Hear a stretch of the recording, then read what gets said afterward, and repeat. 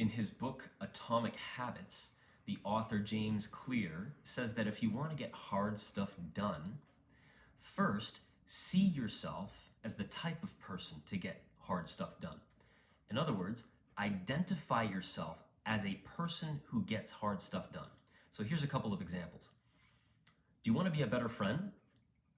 Instead of randomly trying to keep in touch here and there with your friends, first see yourself as the type of person who stays in touch. And then staying in touch will hopefully seem a little easier. You want to be more fit physically?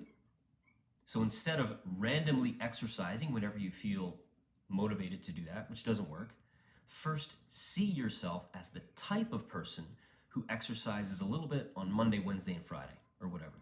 And then exercising will seem a little easier. So in both these circumstances, the secret is not having more willpower to do hard stuff. The question is one of identity. You are the type of person to do those things. I remember a teacher who once lost one of her students to a rare disease.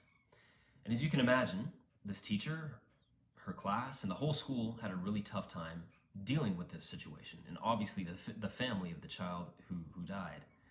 And this teacher, she wondered, how can I be there for this family? How can I be there for my students during this very difficult time?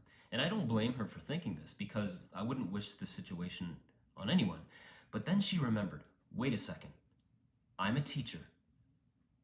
And being involved in the messy lives of students is just what teachers do. It's just what they do.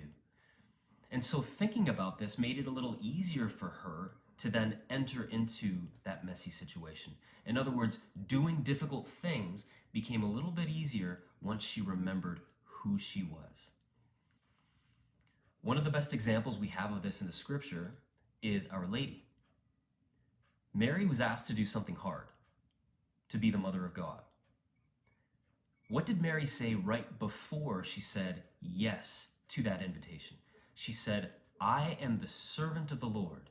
I am the handmaid of the Lord. It's like she was reminding herself of who she was, and then that conviction of who she was likely helped her to take up the task.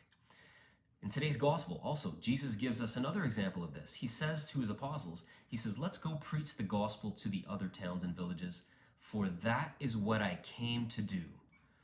So I love the clarity with which Jesus says this. He says, this is what I came to do. In other words, Jesus was a man thoroughly convinced about who he was and what he was about. Obviously, being God, Jesus knew with absolute clarity who he was and what he was about. But as a human being, it seemed like Jesus needed to remind himself of this from time to time. Are you a mom or are you a dad and you're having a little trouble in your vocation? Say to yourself today, wait a second, I'm a mom, I'm a dad, and being there for my spouse and for my kids, this is just what moms do. This is just what dads do. So let's do the same thing today. If you got some hard stuff to deal with, just take a moment, like Jesus, like Mary, and remind yourself of your identity, who you are and what you're about. And hopefully then, gaining a little bit of strength to carry those difficult things out.